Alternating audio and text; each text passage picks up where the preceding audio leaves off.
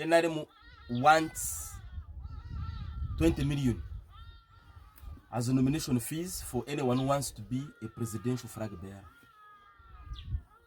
The first time the chairman of NRM stood for elections at presidential level was in 1980. Nomination fee was 10,000. I want to do some mathematics and show you that the NRM is increasingly becoming anti-people. I could have used the dollar because a dollar now is 3,700 shillings.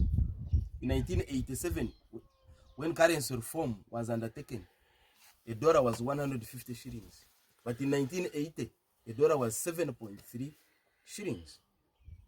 But I'm going to use the IMF inflation multiplier instead of a dollar. 20 million when you apply the IMF multiplier, inflation multiplier of 79, because it is times 79, between 1987 to 2025. Inflation multiplier is times 79.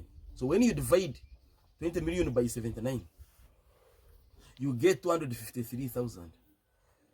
Meaning that a person who had 253,000 immediately after currency reform 1987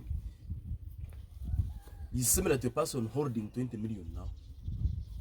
When you take that 253,000 after currency reform to the old currency before reform was undertaken, you actually get 253,000 divided by 0.7, because you were given 70% of what you came with.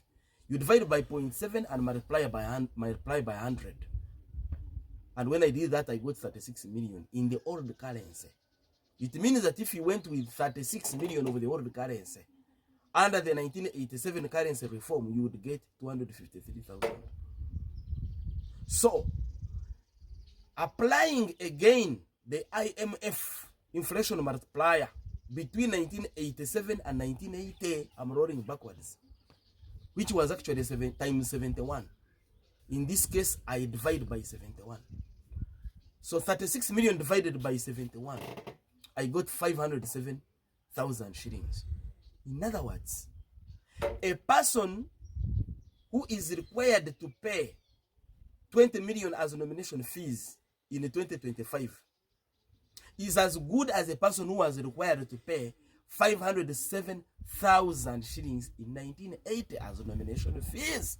But look, in 1980, the nomination fee was only 10,000 shillings. What does that mean? It means that we have become 50 times more undemocratic. We have become 50 times more exclusive. That the party is now a part of the rich. It means that the NRM is now a part of the rich. That's what it means. It is increasingly becoming anti-people. How many people can afford that amount? How many people would afford 500,000 shillings in 1980? How many? How many would afford? And why was the nomination fee put at 10,000 for anyone who wanted to become member of parliament and presidential candidate? Why? Why was it? And why?